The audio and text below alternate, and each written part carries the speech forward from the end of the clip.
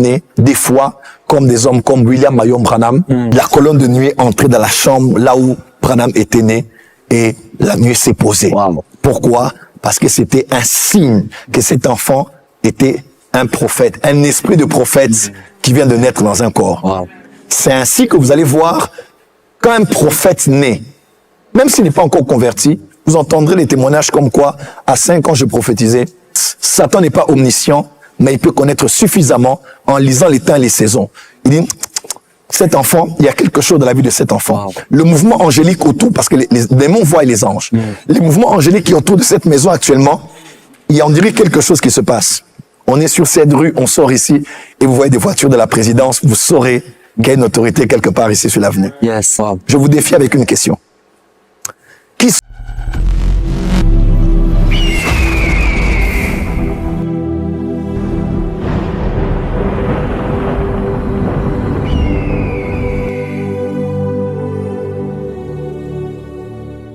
veut dire aussi l'esprit humain des prophètes. 10 personnes en face de vous, une seule est prophète, croyez-moi, toutes ces personnes ont des esprits, mais la personne qui est prophétesse, bien qui est prophète, n'a pas que l'esprit là, mais le corps comme tout le monde. L'esprit là, l'esprit humain de la personne qui est appelée prophète, connaissant Jésus ou même pas encore sauvé, l'esprit humain d'une personne qui est prophète, Il a les c'est ce qu'on appelle l'esprit des prophètes. Wow. Ça veut dire, un prophète, chrétien ou pas encore chrétien, son esprit à lui, c'est ce qu'on appelle l'esprit des prophètes. Tout être humain a l'esprit, l'âme et le corps. 1 Thessaloniciens 5, verset 23. Mais un prophète, en Christ ou même pas en Christ, son esprit humain là, c'est ce qu'on appelle l'esprit des prophètes. Yes. Je t'explique maintenant. Dans l'éternité, quand Dieu créait les prophètes, dans la catégorie des prophètes, tous les esprits qui se trouvent là, on appelle ça l'esprit des prophètes. Donc Dieu prend cet esprit qui est configuré au prophétique, configuré à entendre Dieu, configuré au monde spirituel, configuré à lire les temps, les saisons. Dieu prend cet esprit, il l'envoie dans un corps, dans le corps, dans un corps, dans un embryon. L'enfant, 9 mois. Bizarrement, on sent, surtout quand c'est un prophète qui a une mission spécifique sur la terre, la maman est encore enceinte. Des fois, même avant que la maman ne soit enceinte, on commence à lui dire, tu auras un garçon. Parce que dans le monde spirituel, Dieu prépare d'envoyer un esprit dans le ventre de cette femme. L'enfant est enceinte, Satan n'est pas omniscient, mais il peut connaître suffisamment en lisant les temps et les saisons. Il dit, cet enfant, il y a quelque chose dans la vie de cet enfant. Wow. Le mouvement angélique autour, parce que les démons voient les anges. Les mouvements angéliques qui sont autour de cette maison actuellement, il y a, on dirait, quelque chose qui se passe. On est sur cette rue, on sort ici, et vous voyez des voitures de la présidence, vous saurez qu'il y a une autorité quelque part ici sur l'avenue. Yes. Ouais. Et les esprits mauvais savent, peuvent voir dans la maison des lumières, voir des anges, ils savent, la grossesse là a quelque chose. Et on voit les combats, les mauvais rêves, les besoins d'avorter, le papa qui sort de la vie de la femme, et puis elle reste femme seule, elle met au monde un enfant. Et lorsque l'enfant naît, des fois, comme des hommes comme William Marion Branham, qui était prophète, on voit la nuée, la colonne de nuée entrer dans la chambre là où Branham était né et la nuée s'est posée. Wow. Pourquoi? Parce que c'était un signe que cet enfant était un prophète, un esprit de prophète qui vient de naître dans un corps. Wow. C'est ainsi que vous allez voir, quand un prophète naît, même s'il n'est pas encore converti, vous entendrez les témoignages comme quoi, à 5 ans je prophétisais, à 2 ans je prophétisais, à 6 ans je prophétisais. Et bizarrement, ces personnes n'ont peut-être jamais reçu Jésus, mais elles disaient des choses qui arrivaient, elles voyaient des choses qui s'accomplissaient. Par quoi?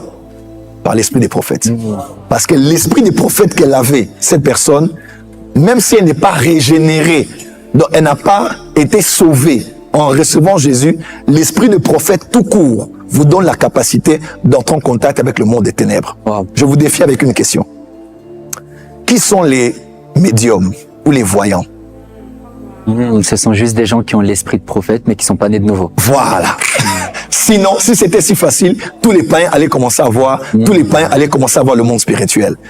99% des gens qu'on appelle des voyants, des médiums, les hommes dans le monde des ténèbres qui voient là, ce sont des prophètes.